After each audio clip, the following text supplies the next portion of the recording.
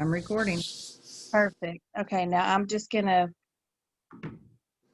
go in here and start this live on Facebook. And so, hey everybody, this is Danya Vanhook, and I am starting our Zoom meeting for tonight. And this is for the Vanhook for All Kids school board campaign for Haywood County School Board. And I'm very honored tonight to have with us, and bear with me because I'm trying to bear with me here because I'm trying to go live and do a Zoom meeting in sort of in the same time frame here. So we'll just see if this all works. And if it doesn't, then we will have this posted for you because we're going to record this Zoom meeting and we will post it for you after we finish tonight. So it'll be available for you a little bit later tonight. All right, so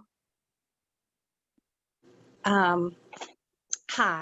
I'm Danya Vanhook, and I'm running for Haywood County School Board, and I wanted to host a meeting with some of our local elected officials and my friends because it's very important to me to sort of share my heart and share their hearts. They know me. They worked with me for several years in the community.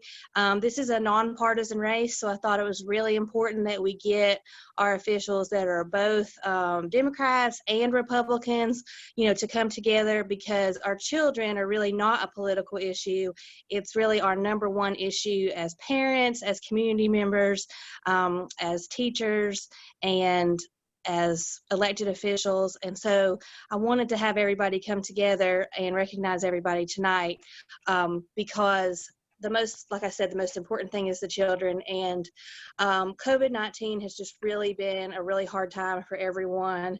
And there's a lot of divisiveness going on in the world right now with a lot of issues that are going on. So I wanted to talk about how can we come together as a community, how can we be stronger together for our children. And one thing that occurred to me that we might use to cement that relationship and come together as one is our faith. And what I wanted to ask these speakers here tonight is, how has your faith, how does that shape how you do your job and what you believe the future is for our children and how Haywood County can come together? So, and faith can be defined very broadly. It doesn't necessarily need to be organized religion, but it certainly can be. Other things can be family traditions, community, mores and values, things that we have been raised with and taught in our really strong mountain communities. And so I will, without further ado here, introduce everybody. So first on my screen, I have Denise Hallower-Fox, and she is the clerk of the Cherokee Court for the Eastern Band of Cherokee Indians in Cherokee, North Carolina. Denise is an attorney. She has been licensed to practice as long as I have, probably longer, so that's at least 15 years in North Carolina. And then I'm going to have her tell us a little bit more about her and what she does in just a second. We've got Hunter Plemons, who is the clerk of court of Haywood County, and he comes to us from an NC State background, and he's an engineer. I know that before he went to law school, so he's off the charts smart. So we know that we can trust what he's doing in the clerk's office to keep our records straight and adjudicate those matters that come before the court. So thanks for being with us today, Hunter. And next we've got Sheriff Greg Christopher. And Sheriff Christopher had retired from the North Carolina State Highway Patrol before he was elected as our sheriff in Haywood County, and he's been serving several terms. He'll have to tell you, but I can't remember how many years he's been sheriff. Seems like forever, seems like just yesterday, because we really love him and how he's, he does a faith-based leadership in Haywood County, and he's been recognized both by other law enforcement agencies and multicultural groups in our community as an example and a model going forward for how we can handle some of this racial tension that's going on in the world today. And so I definitely want him to talk about all those issues. But thanks, Sheriff Christopher, for being with us. And then next we've got Brandon Rogers, and he is from Canton, and he is our vice chair of the Haywood County Commissioners. And Brandon and I got to know each other when he was campaigning for that position, and he's a very nice person. And he attends all the meetings, and he attends a lot of other things that you don't see on the closed captioning TV. And he goes to a lot of things in the community. And I've been privileged to serve with him on the Juvenile Crime Prevention Council as the county commissioner's appointee, and sort of representing the kids that come through the juvenile justice system, because I'm a defense attorney. But Brandon's on there as a commissioner, and you couldn't find a nicer guy that cares more about this community. So I'm so glad for him to be here. Welcome, Brandon. And finally, we've got Kevin Inslee, and he is our chair of our Haywood County Commissioners. And he's been on the Haywood County Commissioners for quite a while. I can remember I've lived here for 15 years, and he was on the commissioners then. At that time, he was the lone Republican, and now he's worked himself all the way up to the chair, and they have a majority now on that board. But I think what matters more than politics is friendship and is being a good person. And I'll say that, for Kevin, he really is the epitome of when people say, I don't vote for the party, I vote for the person, because Kevin has this really unique ability, and he reaches beyond those things, because right to the heart of the matter, and you can just see his heart true in everything that he does. So I'm really honored for you to come today and be here, Kevin. I appreciate it. Now, Twinkle Patel is going to be joining us a little bit later. She is an alderwoman in Maggie Valley, and she and her husband own a motel down in Maggie Valley. And I used to be a Maggie Valley alderman, so I know how important it is, one, to have a woman's voice on the board, two, to have a woman's voice who's of color, and somebody who's a business owner. And she's a mom, and she's one of my sheroes. So I wanted her to come, and she's got her mom right now at the doctor's office, but she'll be joining us a little bit later. And then I did want to say a note from Ashley Hornsby Welch, our elected district attorney in the 43rd Prosecutorial District, which includes Haywood County and all the 7 western counties. Ashley's been elected twice as our elected district attorney. She's one of my role models. She and I went to school together at the same time. We were contemporaries. She was from Hendersonville and I was from Franklin, but we met at some summer activities during the summer before our senior year, and we've been friends ever since. I always knew she would do great things. She is regretfully unable to be here with us tonight because she has recently been diagnosed with breast cancer. She did give me permission to make this announcement in public and let everybody know, but she'll be having a radical double mastectomy very soon, and she's taking some time to be alone with family right now, and prayer, and just really trying to get in the right headspace before her surgery. But she did want me to release the statement that she supports me 100% in my race for school board. She feels like this is the right place for me. She knows my heart, and she knows that I've been wanting to serve and do something for the public interest basically since we were 16 years old when we met each other, and that she feels like I'd be a great addition for the school board and do a great job. And I really appreciate her thoughts on that and her endorsement. So I really appreciate that. All right. So if Sheriff Christopher would get us started off in a little prayer, I think that would be appropriate since our discussion here is on faith. So right. Sheriff Christopher, take it away. All righty. Hey, I'll begin by speaking of this prayer. Our Father, Lord, as we come before you this afternoon, we thank you for this beautiful day that you've given us. Lord, I thank you for people like Danya who wants to make a difference. And Lord, I just thank you for each of the people that is on this call this afternoon, and that, Lord, that the things that we speak about will honor you and will glorify you just like that you want us to. And God, I just pray a special prayer for Ashley Welch. Lord, I pray for her and for a peace and a comfort to come over her and her family as she goes through this trying time. Lord, I just ask you to be with us this evening. Take care of us. You lead, God, and direct this meeting.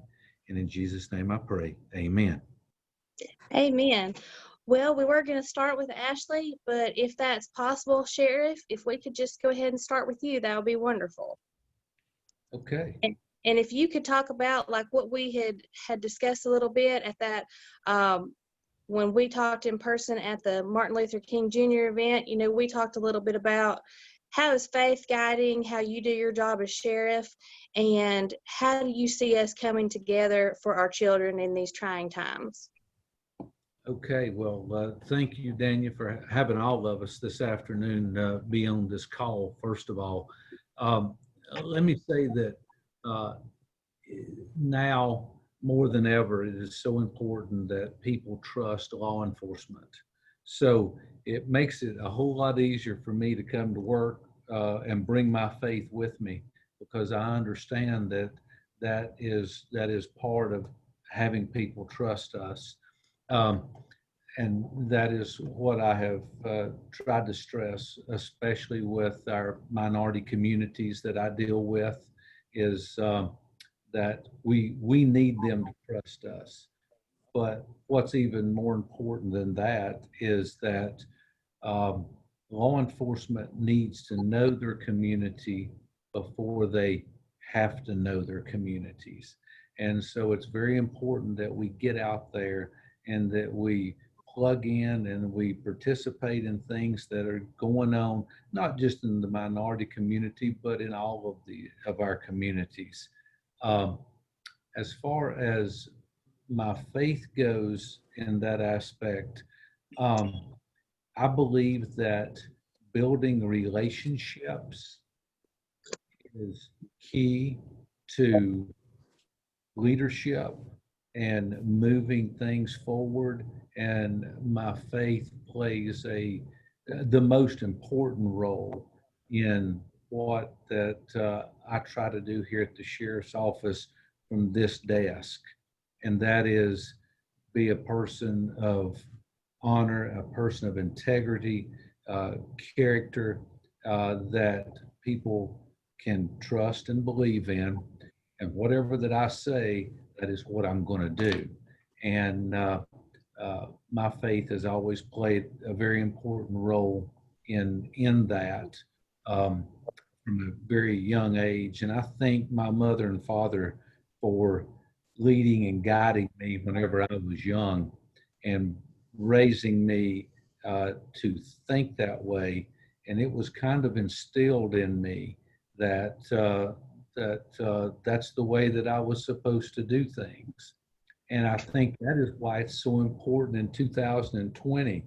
Um, when I saw what you wanted us to talk about, I thought I got excited about that in my spirit simply because that is what is important to our children now. Somebody speak into their lives and give them an opportunity to learn a way to carry integrity and to have character and know to speak the truth and to be honest and to be a good person. It is so important. So that's how that I try to tie my faith in with my personality and with my relationships. And I think it is so important that children nowadays have role models, hopefully within their own home, but there has to be role models that are speaking these kind of things over these children, I believe. Thank you very much, Sheriff. Next, I'm going to go to Hunter Plemons and ask him, can you, briefly describe what you do in your elected office, your faith, and how you feel it can be used for the benefit of our children? Please go as deep into your faith as you feel comfortable, and remember, there's a broad definition of that. and we're looking forward to see how you define it and how you feel like it can be used to bring us together for the benefit of our children in these trying times. Thank you, Danya, for having me with you all this evening. It's an honor and pleasure to be here with you all. And first of all, I'd just like to say, to echo Sheriff Christopher's comments just a second ago, it is an important time for society to trust law enforcement and vice versa, right? And but I'm happy to say that in Haywood County, I think our law enforcement officers and our departments are second to none. So thank you for all that you do, Sheriff, and all the law enforcement in Haywood County. As Danny just said, my name's Hunter Clemens, and I'm the clerk of Superior Court here in Haywood County. I started almost 3 years ago. Coming up November 15th will be 3 years. And as she mentioned, I've kind of had a winding path career-wise. I started out as a chemical engineer and then went to law school and worked as an attorney for a little bit, and then somehow ended up as the clerk of court in Haywood County. And it's not something I would have ever anticipated 20 years ago, but you know, looking where I am now, I can see, of course, that that God had a hand in that, and I'm where I'm supposed to be.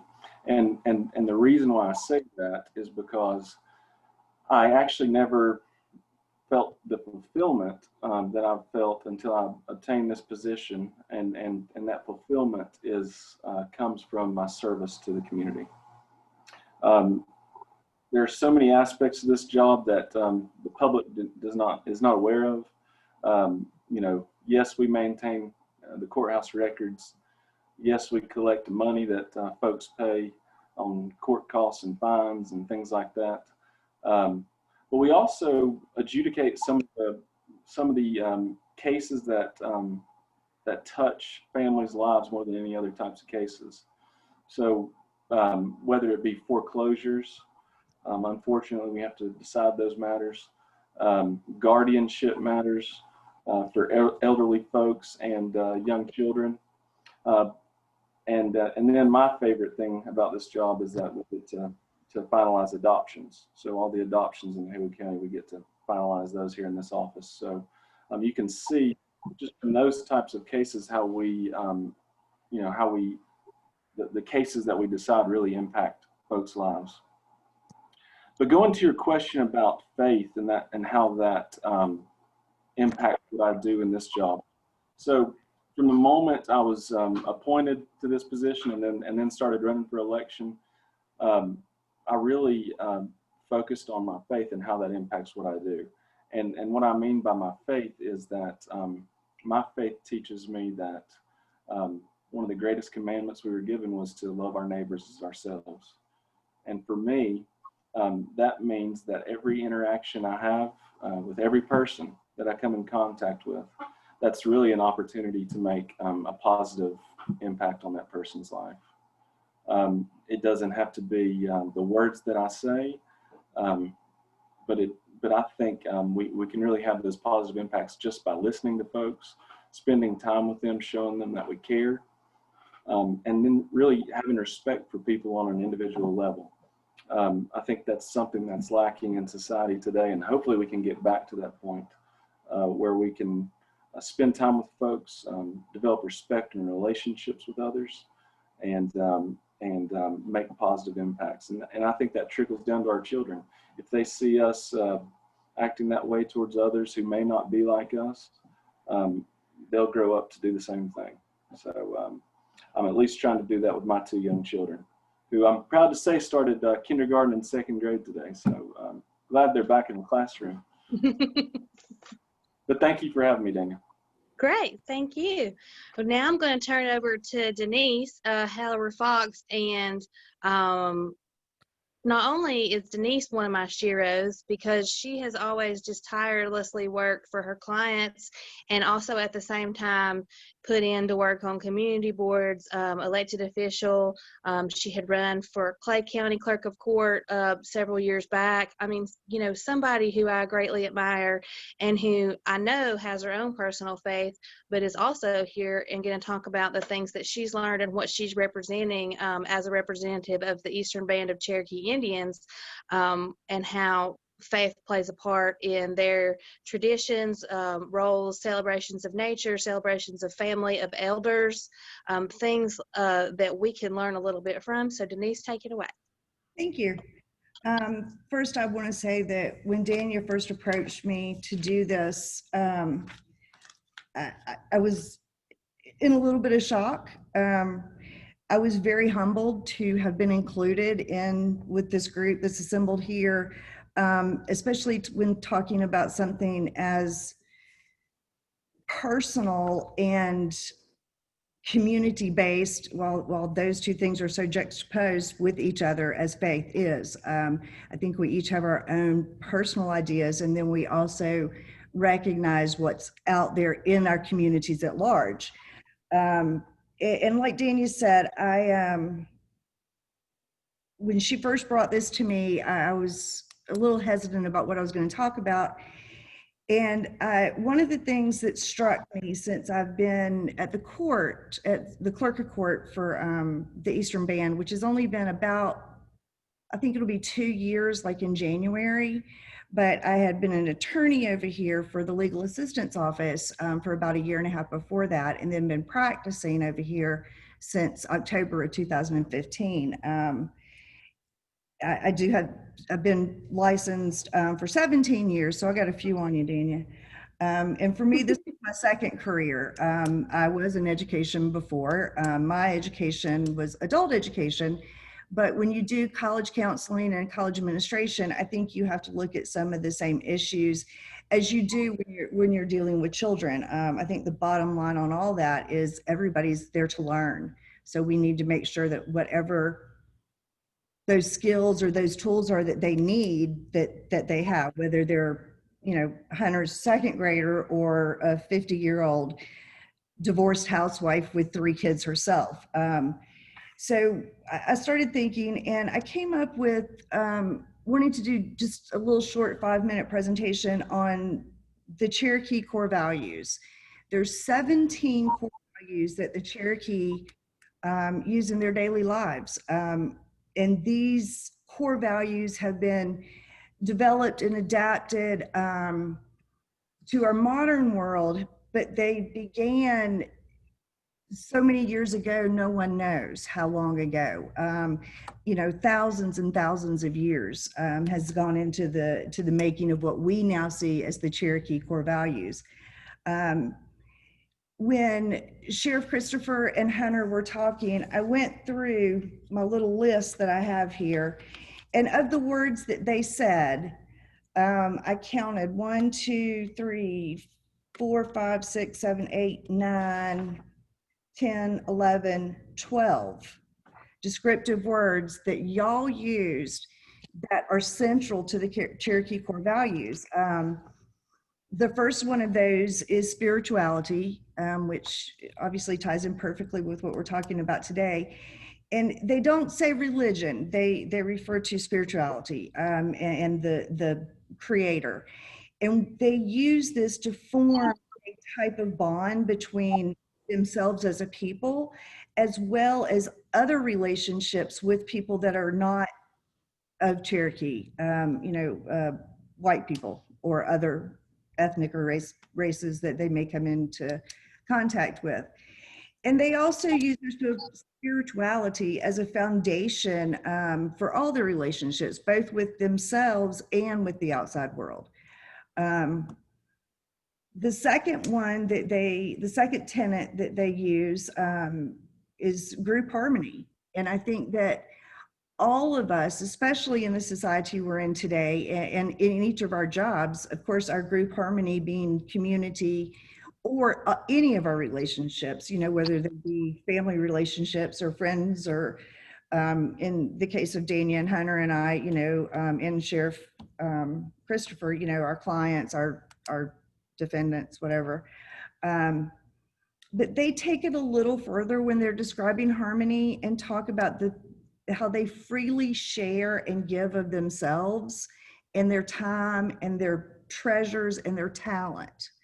And these were some of the words that y'all had talked about with relationships, generosity, respect, And I think Sheriff Cochran, you mentioned sacrifice and the sacrifices that law enforcement give for the common good. And that's a big one in their harmony in creating the harmonious groups that we must have as a people, as a society, as a school board, as children in school to go forward in a positive way. So I think that sacrifice is really big. The third one they talk about is a strong individual character. And between Sheriff Cochran and Hunter, y'all hit on all these but one. Sheriff Christopher. Oh, Christopher, I'm sorry. Sorry, Sheriff. I'm just going to say Sheriff from now on, so I don't do that again. Wow, thanks, Danya. Strong individual character. Here we are. Integrity, honesty, perseverance, courage, respect, trust, honor, and humility. And I think that between the two of y'all, you hit all of them except the humility, perhaps. I think you talked about it. It just wasn't that word, and I probably missed it. The fourth one, this one should come as no surprise to anybody in Haywood County, Swain County, Jackson County, Clay County, Cherokee County, or Macon County, is a connection with the land. Or Graham County. Or Graham County. How did I leave out Snowbird? It's a commitment to the stewardship of what the home places are. You know, as y'all know, Katua, the motherland or mother town, is right down the road. We just bought not we, but they, the Cherokee, just bought a piece of property in, was it Macon County? The Cullowhee Mound? I think it's in Macon. It might be in Jackson. I'm not sure. And then, of course, there's Snowbird in Graham County. And the land is a very, very important part of what it means to be Cherokee. And I think that when you're looking at how children are going to form communities, especially with faith, is, you know, kids have to have faith that they're going to have a home and that they're going to have not only a piece of ground home, but, you know, a place at school that's safe like home is. And I think that's one of those things that we kind of look over sometimes is, you know, the simple things that we just assume everybody's going to have. Sometimes the kids don't, and, you know, housing is always a big issue, especially in our part of the world. The fifth one, is honoring the past. And that's, you know, knowing the ancestor and being able to identify with who you are and who the people were before you, as well as preserving that culture. I think that one's pretty self-explanatory. Everybody talked about honor a lot, and I think that we need to recognize that that is a very important tenet of not just the Cherokee, but of everyone. You know, everybody deserves some honor and respect. I'm gonna skip the sixth one and go straight to the seventh, which is a sense of humor. As Danya can probably attest, sometimes those of us in our line of work may use that a little too often. But, you know, sometimes you have to lighten the pressure and you have to help people get over the hump in order to come back and make those good decisions. And right now, Lord knows we've got a lot of humps that we all need to be able to come over and come back to making good decisions. And I think it's important that regardless of whether you're Cherokee or Choctaw or Navajo or any of the other, you know, tribes, humor is a very essential part of any Indian country. I've visited probably, I don't know, 20 or 30 tribes in the past 3 years. And that is their go-to is humor. And then the last one is educating the children. And I thought that, you know, that'd be a good place for us to end, or for me to end, is providing those values to the children through education and through the recreation that's provided for the children, and just being strong role models for kids. I think that one of the important things that I've learned since I've been over here is the Cherokee are amazing at being silent. And in that silence that I particularly used to feel the need to fill, it's almost disrespectful. The silence, I've taken to look at it as a time to listen, and they have to, the children need to know that they can be silent and that people are going to listen to them. Give the kids a time to, think about what they're going to say, and just be quiet and let them tell you. Eventually they'll talk. Just give them time. I think that's kind of what I had laid out. I did want to add, Hunter, I've been doing this one 17 years. I did my other one about 10 years in college administration and counseling, and this is probably the only time I've felt truly fulfilled as well. It's an amazing job. It's an amazing place to work. And Danya, I thank you very much for including me. Well, thanks, Denise. And I think something you said right there at the very end, that's something that's been on my heart with my relationship, with my Creator. And one of the reasons, that I wanted to do this was we're in charge as the adults, and what obligation, do we have to the kids, and what obligation, especially now given everything that's going on in the world, what obligation to the kids that may be different from us or different from the world that we've grown up in do we have to them to listen to their voices. And so that's really that really speaks to me with what has been going on in my personal relationship with God. Hey, buddy. My keys, they're right here. Probably moving the car so that the boys can play basketball. I know what that's all about. Okay, there you go, bud. All right, well, next I'm going to recognize Kevin and ask him to weigh in on this subject, this issue about how we can use our faith to tie everything together for our children. Okay. Can y'all hear me okay? I guess so. Yeah. Yes, sir. Okay, good. I hope I don't get too deep or heavy on you guys, but there's I'm a county commissioner, and I feel like it was a calling that the Lord wanted me to do because when I thought about running, I couldn't get it off my mind until I filed.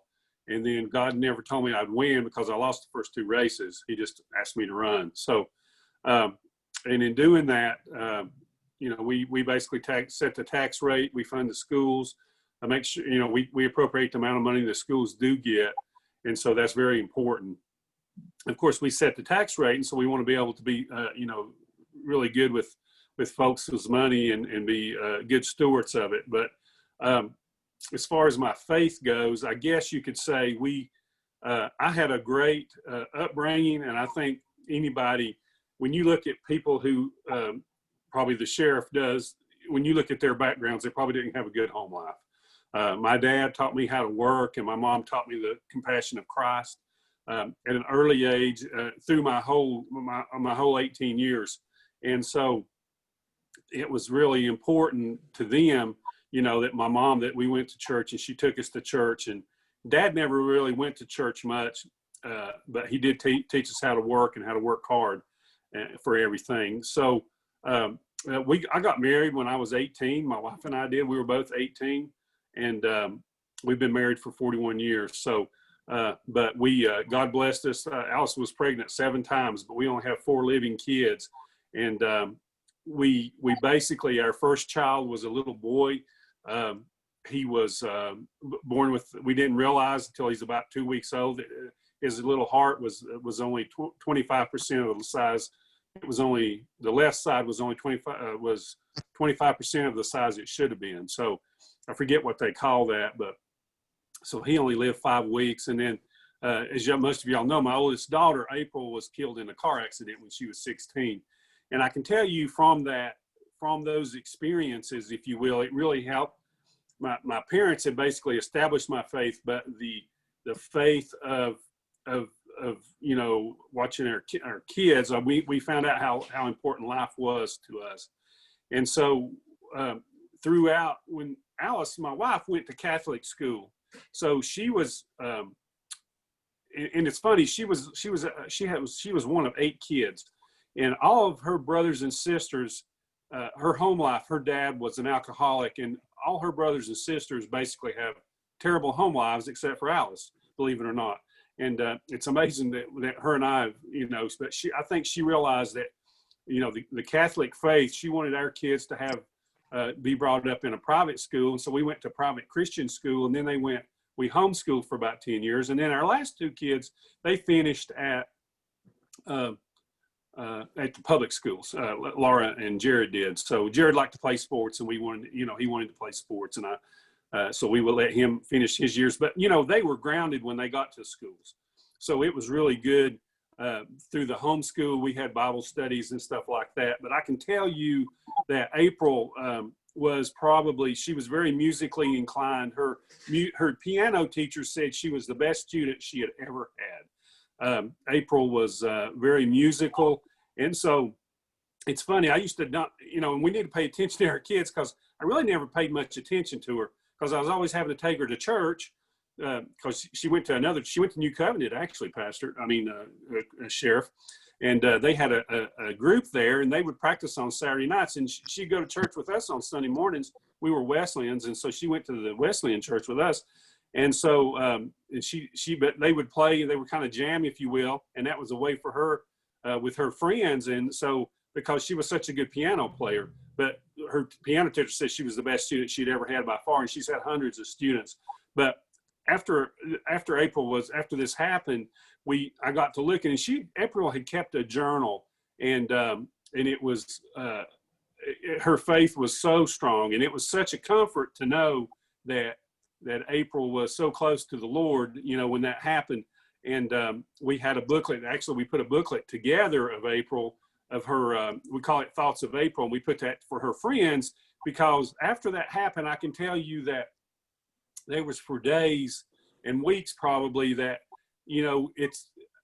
I guess I have compassion for people that have tragedies, because I can remember feeling that. The reason I know my faith is so strong is I can remember April. I can just remember that it seemed like darkness would close in on you, especially in the evenings when it got dark. Anytime someone has a tragedy, I feel like when darkness, when it got dark outside, it was in the summer, so we had long days, thank goodness. But I can just remember when it got dark, things just seemed to really feel black and everything. And I can remember that when I would listen to Christian music or Bible scripture, you couldn't even read, but I could listen to Bible scriptures, and it felt like an elevator lifting my spirits up and getting it out of that deep blackness, if you will, that kind of enveloped us. So that has really helped shape my faith in the Lord, and it made me realize that my faith was true, and it helps me in my everyday life to understand that. For one thing, I'm not afraid to die now, because I feel like one day I'm going to see my daughter and son again. And I feel like, and Alice she had a miscarriage, so she was pregnant 7 times. We have 4 living kids, and they're all great. But I guess it just really helped form my faith for today. And when I look at how I govern, I try to use my faith in that, and being compassionate with people, to know where they're at in their situation and try to get them help. I think we need mental health help here more than anything. People need that help, and faith-based programs give them that help. The Sheriff Helps Institute, that has saved taxpayers so much money. They don't realize how much the church is helping with the sheriff at the jail, has helped people. The faith-based programs just work. You can look at the numbers, and they work. And so, but there's I guess one of April's favorite contemporary Christian music, and one of mine too, was Rich Mullins. I don't know if you ever heard of one of his songs is Awesome God. You all probably heard that, but he has one of his songs was called Creed. It was the Apostles' Creed. And there's a verse in it, he says, my faith, and what he says is my faith makes me what I am. I did not make it. No, it is making me. It is the very truth of God and not the invention of any man. And he took that from the Apostles' Creed from the Catholic faith to write that song. And you can watch it on YouTube. It's called Creed. But he plays it with a dulcimer, hammered dulcimer is how the song plays. But after like I say, I didn't pay much attention to April and her young people. We really should, but I didn't realize how strong her faith was and how big a witness she was to me and those around her. And it helped me see that we need to, pay attention to them, because just like this song, when you look at this song, and a lot of Rich Mullins' songs were real deep. They call him a Christian poet, if you will, because his songs were so deep that, and when I got to looking at those, it really helped me. It just gave me a good spiritual time during that time to try to get out of that darkness that was encompassing me, because I know I'll get to see April again one day, and Levi was our oldest son's name. And I know I'll get to see them again one day, but I think we really need to pay attention to our young people. We need to help them express their faith as much as they can and encourage their faith, and also encourage the parents. When the parents split up, that's not good for kids. It's not good for their future. It's not good for the parents' future, but it's really good. And so I always try to look at ways to help encourage families in the things that we do. So that kind of relates, when we keep the tax rate low so people don't have to work so hard to pay their taxes, but yet we want to have programs to help families, I think, as much as we can in the schools. I know the schools are secular, so they have guidelines they have to go by, but I think there's ways that we can help them express their faith as much as can. And I would say, Danya, if you can, is just to let the faith-based programs, and they do work if they're student-led, the courts do allow that as much as possible, because I think that helps kids, because you never know, they may not go, they may not come home. April went to work that morning and she just didn't come home. It was just a really sad time for us. And I wish I'd have paid more attention to her. But, and it's funny that Rich Mullins actually had lost his life in a car accident like 8 months before April did. And it really, all this stuff, I really never realized this until I got to researching some of the music she was listening to and stuff. And she was a great example to me. And my parents, my dad actually was not as a member of the faith as he should have been. And after a lot of this stuff happened, he came to the, realization that faith was real. And I think it probably affected him too. So I think April was a good witness for my dad, who probably was a great dad. He taught me how to work, and him and mom have been married they just celebrated their 60th years. And, but I guess I don't mean to keep rambling, but it was, that's what makes me tick, if you will. That's what keeps me grounded, is to know that I wish I had listened to April a little bit more and paid a little bit more attention, but she left us a great witness. And like her little book that we put together from her journal was really neat. That helped her young friends, be able to see past what happened to her and the music and stuff. And I guess that's it. I was looking at my notes that I put down. I think I pretty well covered everything. So I appreciate this opportunity, Danya, and I hope this wasn't too heavy on y'all and stuff and deep, but that's what kind of makes me tick. And I think my wife Alice would tell you the same thing. And I was very blessed with parents and very blessed with a great wife. And we just, we cherish our kids. We don't have grandkids yet is the problem that my wife will tell you. And she's, I don't know what's wrong with our kids. But you'd think as many kids as we had, we'd have all kinds of grandkids. We don't have any yet. And it just kills Alice. We got grand dogs, and that's not the same thing, let me tell you. So, but anyway, I hope that helps y'all some. And but I would just help, try to get those kids to,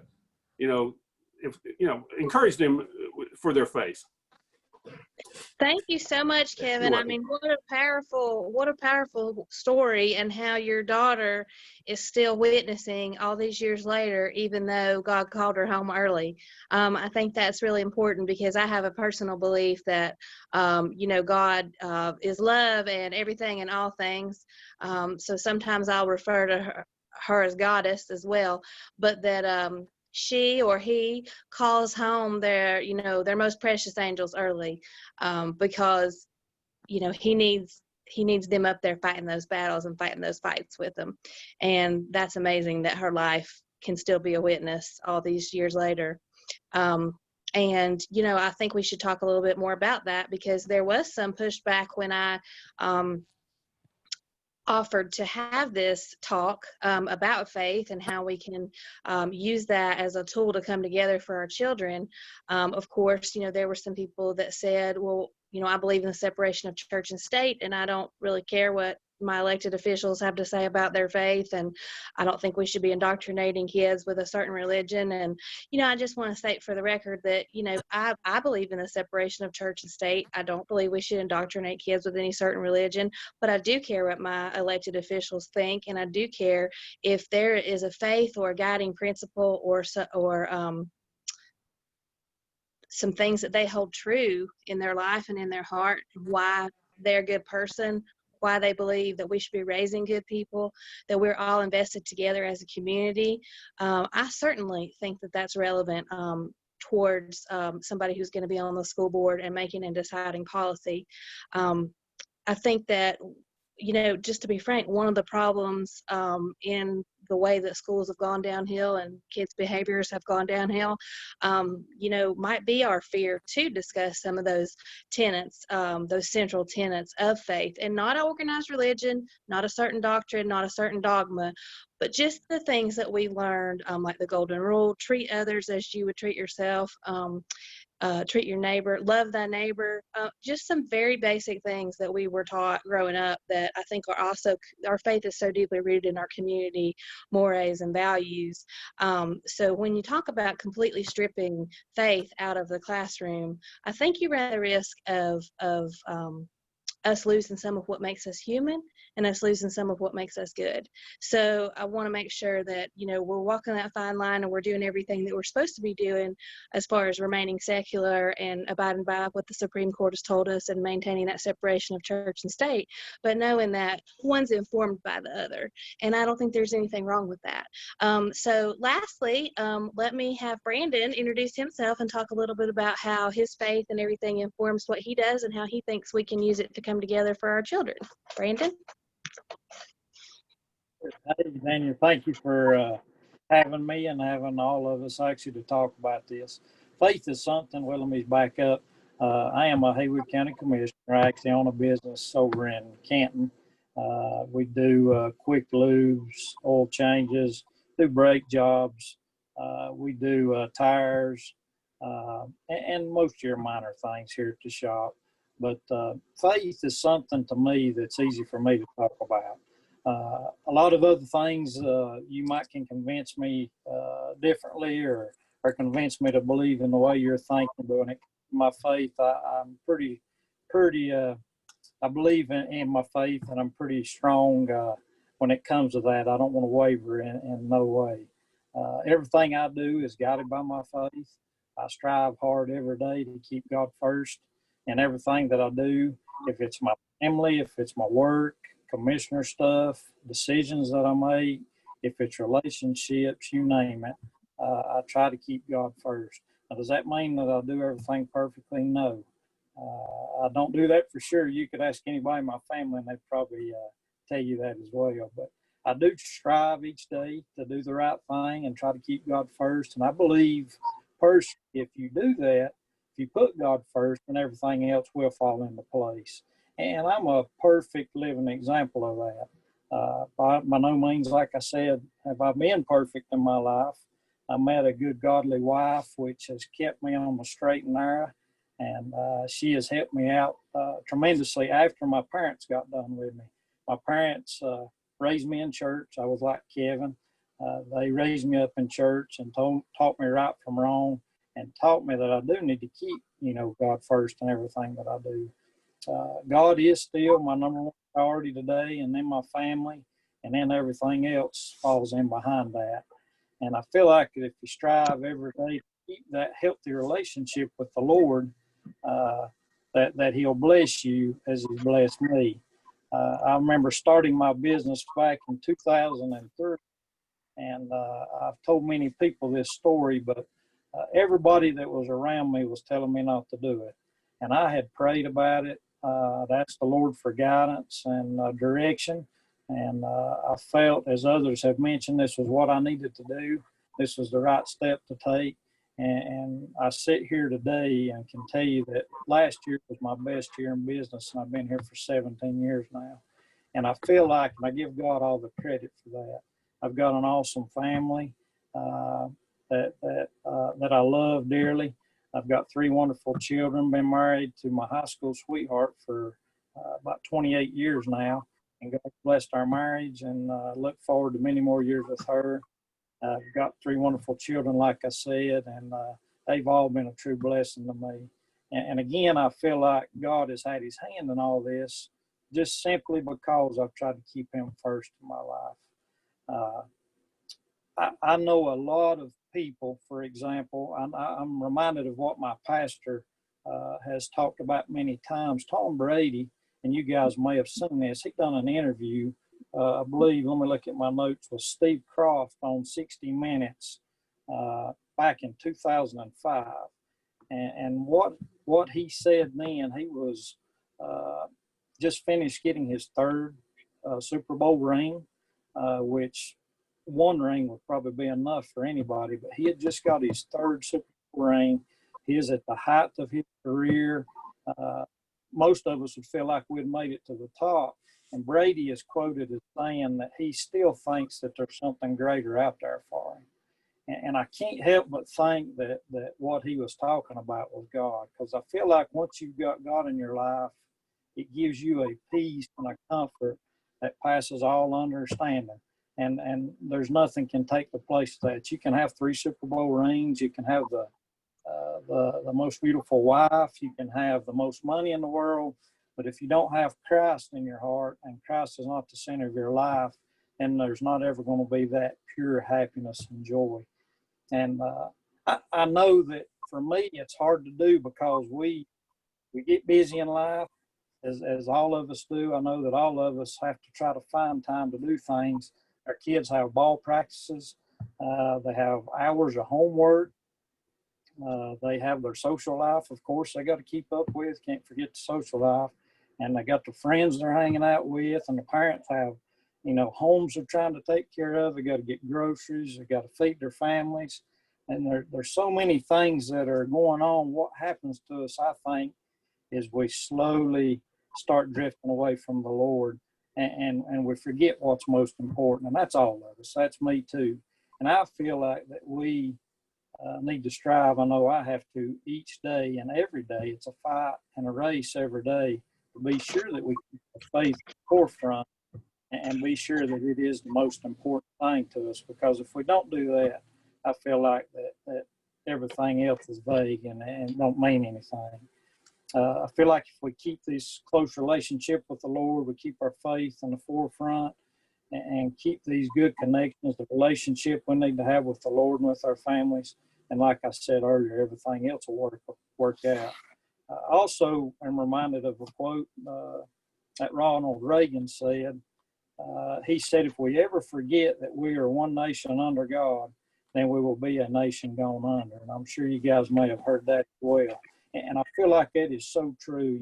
So many times I feel like it would push God out of our lives until we really need him. You take a catastrophic event like 9/11 or something like that, and it seems like we all pull together in those times.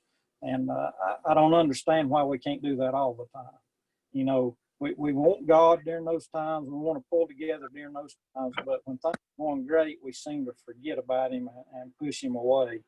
And I feel like that's one of our biggest problems. I feel like if we could keep him in the forefront and show him that he is the most important to us, then it would help us more than anything. It'd help our children. And it's something I feel like we need to teach our children, as I was taught at a young age. And as I've tried to teach my children, to keep God first in everything you do. Because if you do, I feel like everything will work out. If it's your marriage, if it's your work relationships, whatever it is, I feel like that at the end of the day, when you lay your head down on the pillow at night, knowing that you've got Christ in your heart and in your life, that no matter what else is going on, it's not going to matter. And I'm reminded of another verse, and you guys have probably heard this. It's in 2 Chronicles chapter 7:14. It says, if my people, which are called by my name, shall humble themselves, pray and seek my face, and turn from their wicked ways, then I will hear from heaven and will forgive their sin and will heal their land. And there's three things that are mentioned there. One of them is to humble ourselves, which is what we do in a catastrophic event like 9/11. If you think about it, we're all humbled at a time like that, and we all turn to prayer, and we all seek the Lord during those times. And this verse teaches me that if we'll do these things, then I think that our world will be a different place, and not only a different place for us, but for our kids. And I feel like that this is the most important thing we could teach our kids. We can teach them how to balance a checkbook. We can teach them about history. We can teach them about things, but the most important thing I feel like we need to teach them is to keep Christ in the center of their life, and to teach them faith is most important. Thank you so much, Brandon. I think you said you have to work at it and remember the Lord and remember to keep Him first. But I think you witness in everything that you do and how nice you are to people every day, and your smile. And I think there's a lot of little things that you do that are just you, and you may not know it, but you make it look effortless. And I think you are a witness in all those little things that you do. So I appreciate you. Okay, now I think we have a little bit of time for some questions, and so I want to definitely go back to Sheriff and Hunter because, I feel like I didn't hear as much from y'all because y'all were, trying to be brief and let everybody else have a turn, but everything that you guys have to say is important too. So, Sheriff, you touched on how important your faith is to you personally, how it leads you as sheriff, how you feel like it can bring our communities together, that we do have obligations not only to different cultures and races, but just to all the children to educate, bring them up to be good human beings and have integrity. Now, specifically, the North Carolina Supreme Court has ordered that each child in North Carolina has a right to a sound basic education. What does your faith tell you, or how does that inform specifically with regard to law enforcement with safety issues, SROs, juvenile justice, diversion programs, community programs, mental health, school expulsion, and I guess substance abuse? That's a very broad question, but specifically with regard to the schools and your role as sheriff, how do you see faith playing into that? Well, I think the best thing that our deputies can do is be the kind of example that God would have us to be, and especially our SROs. It is so important that our SROs present themselves really as a godly example, being kind, being humble, being charitable, being loving. The different things that our SROs needs to portray, and that they are a friend to our children. It is something that we stress, something that we talk about a whole lot, because a lot of times our SROs may be the only real contact that some of our school children ever have with a law enforcement officer. So I know that we have 3 great SROs right now that are really working hard to get to know these new students as they come back to school this year. They are trying to establish a relationship of being a friend and an example like we want them to be. And well, we have to work really hard at doing that, because so many times once that trust has been established, then children will come and tell our SROs things that is going on in the home, going on in different locations, maybe on the bus that they ride, maybe in the classroom, in the bathroom. Our SROs help mentor and take care of these children, just like our Heavenly Father takes care of us so many times. These guys and girls that do our work are just a huge blessing to our schools, and not only just our SROs at the sheriff's office, but all over this county for Waynesville Police Department and Canton Police Department as well. So I believe that from that standpoint, whenever that we get the opportunity to get into those schools, we have to make the very most of it. And I know that we encourage our patrol deputies to go by and eat lunch at different schools each week. We have an adopt a school program where our deputies that are out doing patrol, and our civil guys, they all have a particular school that they go to, and they just randomly pick a table to sit at, and just that relationship that can be built from just that kind of a conversation and friendship matters hugely to these kids, because a lot of times the only thing that the kids hear, unfortunately, at their house may be something very negative about law enforcement. And so we work with our children and with our teachers as well. We're blessed here in this county to have some great teachers and principals that work really, really hard, give so much time, money, and effort, and they really throw it into their jobs.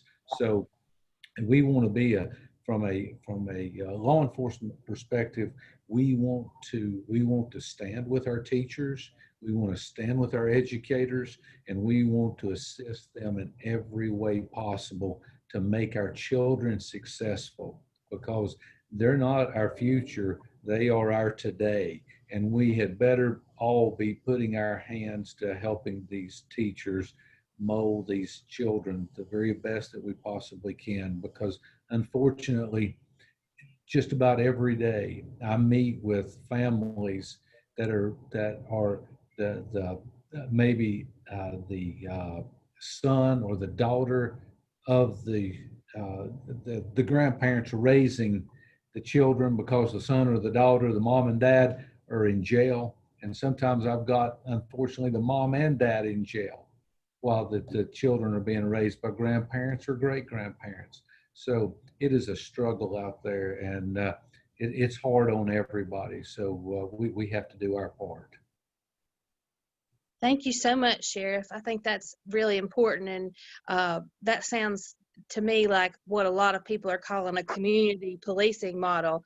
I think if you come at it from a faith-based, like, let's witness in everything that we do, let's be kind, let's have our officers be friends, let's have our officers be friendly, and introduce ourselves to these children in a positive way as positive role models, and learn, from the time that they're young, that we can all work together, and law enforcement is to be appreciated and respected, as well as somebody who they're there to help.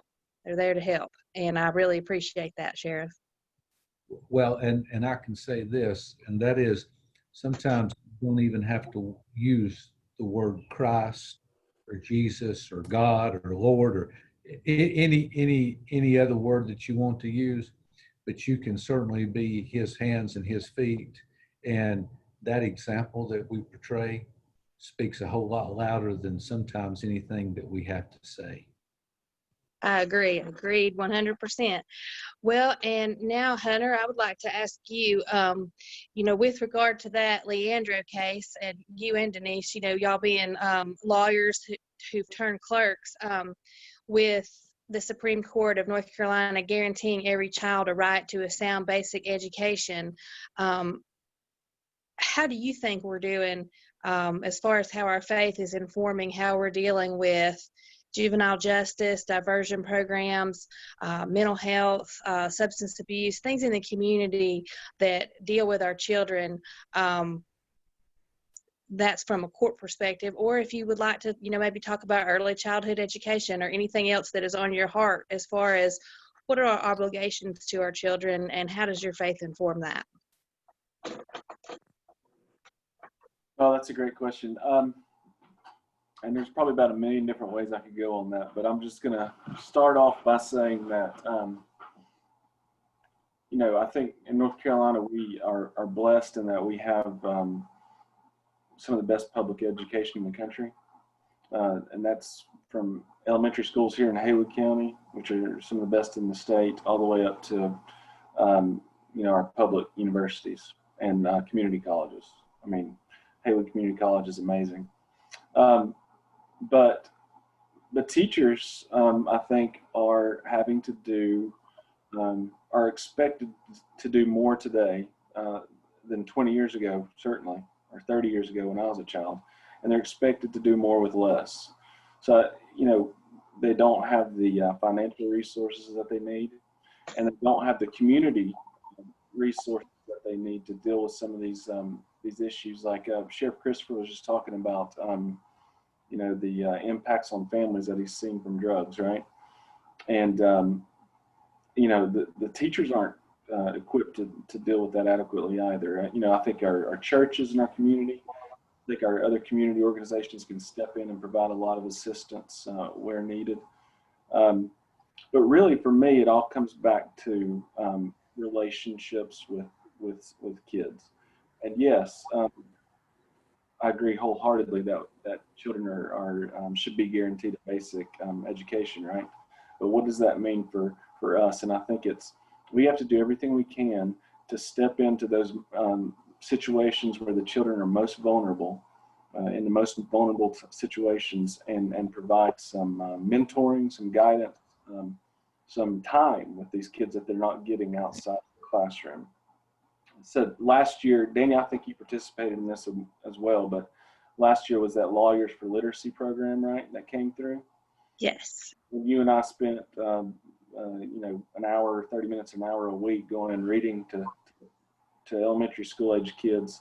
And I did not anticipate the effect that would have on those students. So I went back the next semester.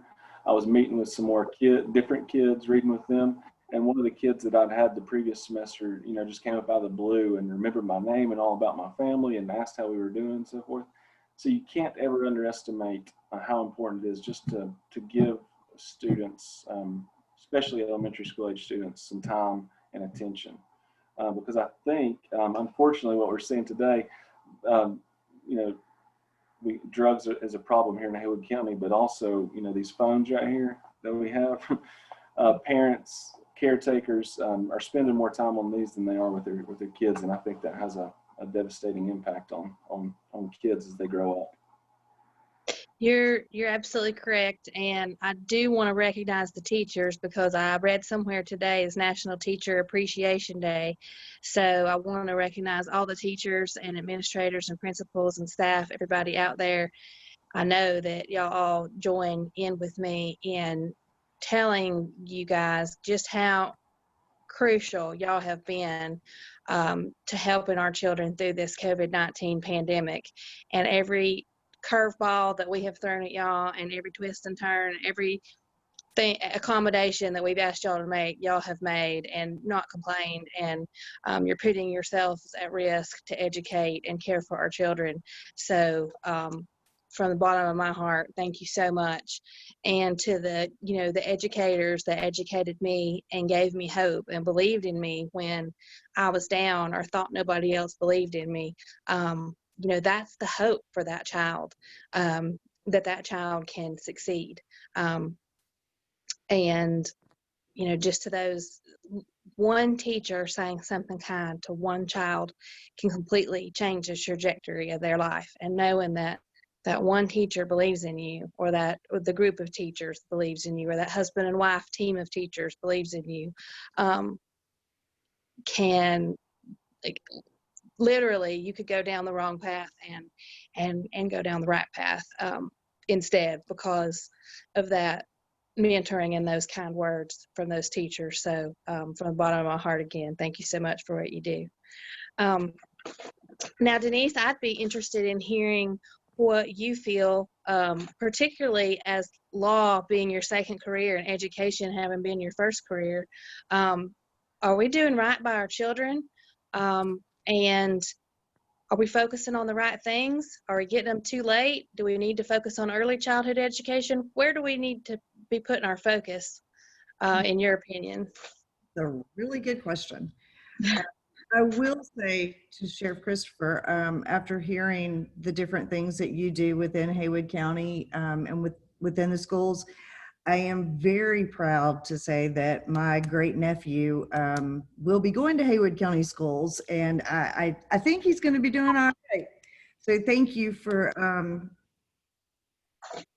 making the effort and instilling in your deputies the need to interact with the children in a positive way.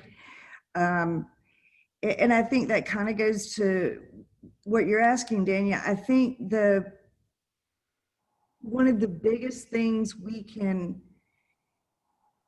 do to help our children is to show them how to be kind and how to be positive, and how to be kind and nice and gentle to those that need it the most. We all know in our jobs with children, you know, with defendants, with just the general public, there's always that one person, that one child that just will, you just can't bear another minute with that child. That's the child you need to be kind to. He doesn't get it at home. He doesn't get it where he needs it the most. Listen to what that kid is saying. I think that's the most important thing we can do, is listen to what they're saying and what they're not saying, and teach them to be kind to each other, to their siblings, to their classmates, to their teachers. And I think that will transcend into, or I hope that will transcend into their lives, into adulthood. I think the sheriff started with it, and I think we've all kind of hinted around it, that the world we live in today is not very kind. And if it's our job as parents of children, although I will say I am not a parent of children, but I've said over the years that, you know, I didn't have children because somewhere along the line there was a child that was going to need me more than any other specific child that I would have had could have needed me. And that's always proven true. You know, they come, they go. But I think that it's our job to teach children to be kind and to be accepting, not to jump to rash conclusions based on race, religion, ethnicity, what kind of shoes they have on, you know, what their backpack looks like, if they have a computer at home or not, kind of stuff. Just to be nice, kind people. And I think that starts way before school. Got to get them as early as you can. I mean, you know, those little 3-year-olds in daycare, they can be vicious. You got to get them early. And just teach them that, you know, you don't have to be the loudest and the meanest and the biggest to make a difference in their lives, as well as the people around them, the children around them. Kindness is cool. Kindness is cool. That'll be our new campaign. That's our new slogan. Kindness is cool. Yeah, make it cool, you know. All the kids are doing it, kind of thing. We're all being kind. We're all being nice. So that would actually be you know, a change from the, you know, the usual kind of thing you see with kids, the ganging up on the most vulnerable, survival of the fittest kind of thing. Go through and try to reprogram those instincts, and be a leader. You know, that's what I try to teach my boys. Be a leader. If you see all the kids on the playground being mean to another child, go lift them up. You know, lift them up like you would have. You wouldn't want all the kids being mean to you. You would want somebody to come be your friend and give you a helping hand.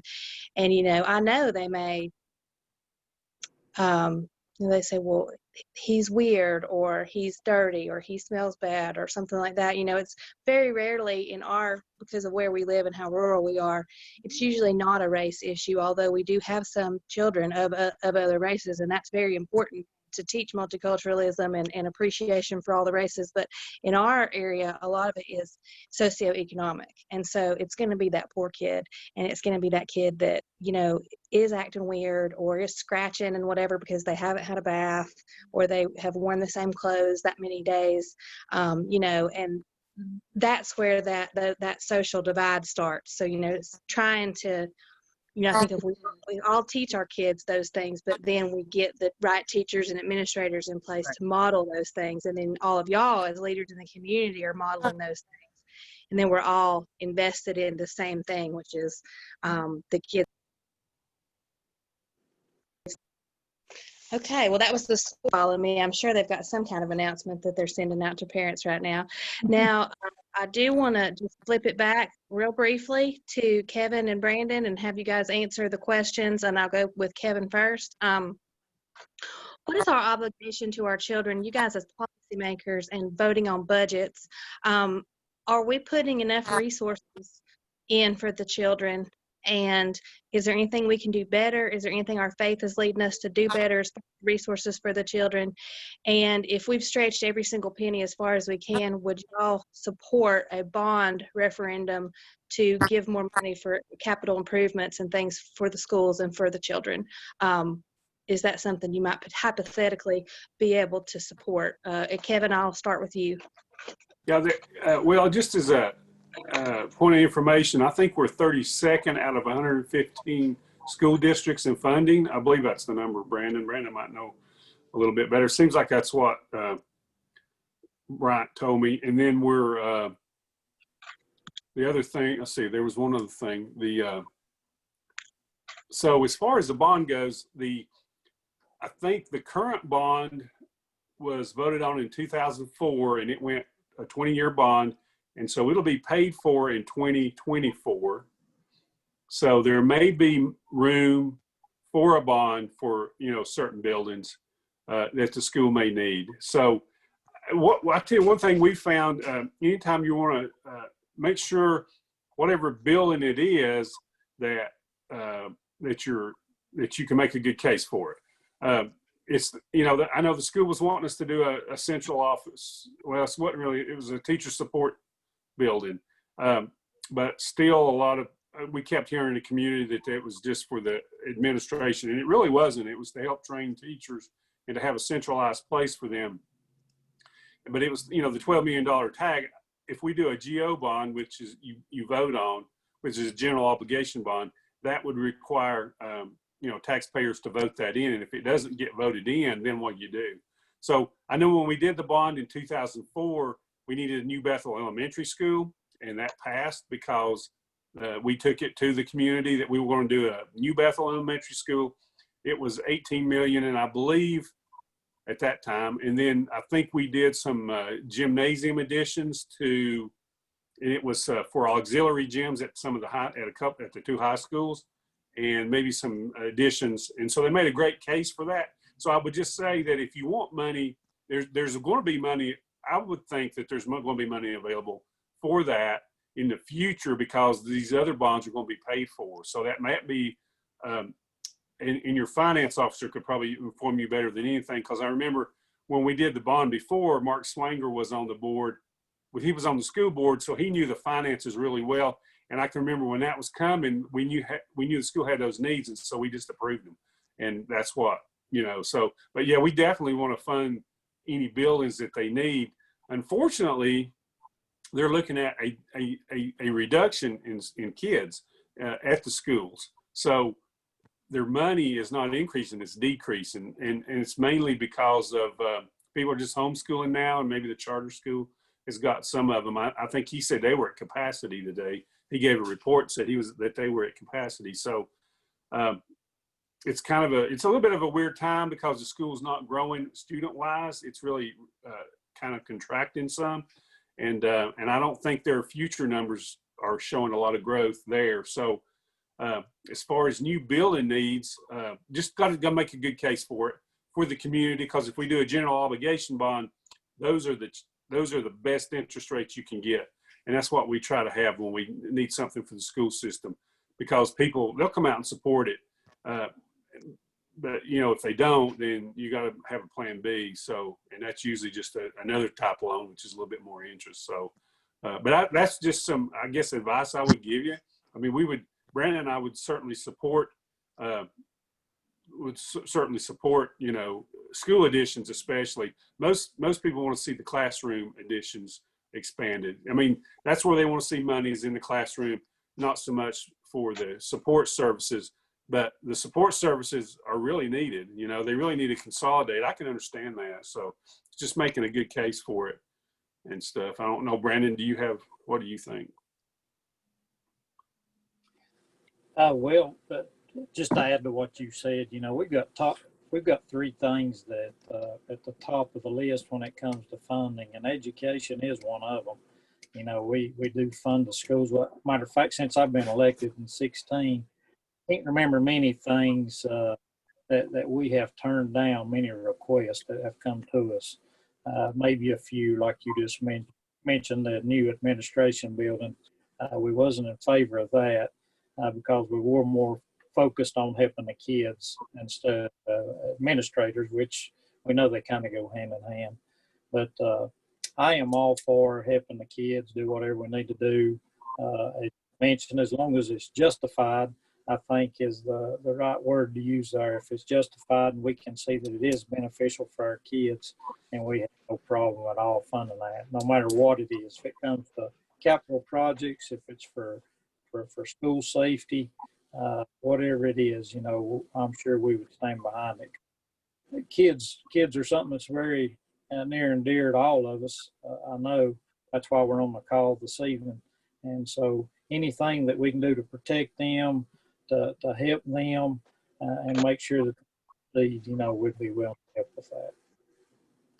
Thank you so much, Brandon. I'm going to keep that in mind. Hopefully I'll get elected if that's where the Lord wants me to be. And I'll be sure to make a good case for the funding, or tell the right person to do so. I do know one thing that's very important in my vision of us all coming together for the children of Haywood County is our relationships. And so I appreciate each one of y'all for coming, because I treasure my relationship with each and every one of you.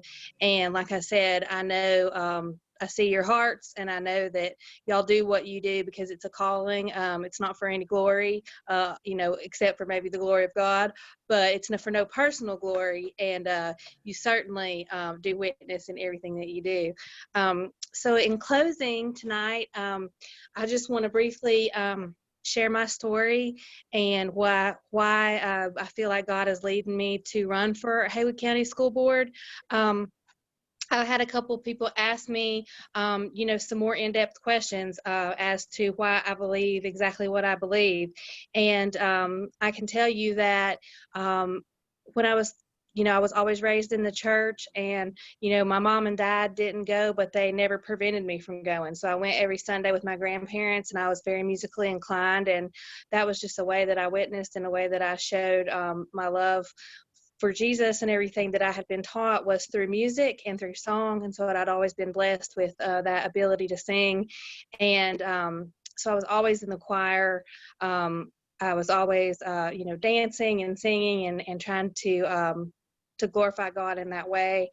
And I would say that it just put some really good foundational things as far as for me just being a good person and trying to treat others as I would like to be treated, and not being able to stay in cruelty and not being able to really hurt people. And so I think a really important part of all of us, and, you know, teaching the children, but we can all teach ourselves, is to have empathy for others who, you know, not necessarily sympathy, feeling sorry for them, but trying to be able to put ourselves in their shoes. We may not have experienced what they've experienced. I know I've never walked a day in a person of color's shoes because I'm not of color, but I can tell you that I care about what somebody who may be disadvantaged financially, or somebody who is in a minority group. I can tell you that I care how you feel, and then I'll be here to listen. And if you tell me that there's something that I say or do that hurts you, or some policy that Haywood County Schools has that hurts you, I'm going to look into it, because nothing that I do or sign my name to or put my stamp of approval on, I would ever want to hurt anyone. So I can tell you that I'm going to try to put myself in your shoes and feel what you're feeling and listen to you and help in the best way I can. My dad was murdered when I was 13 years old.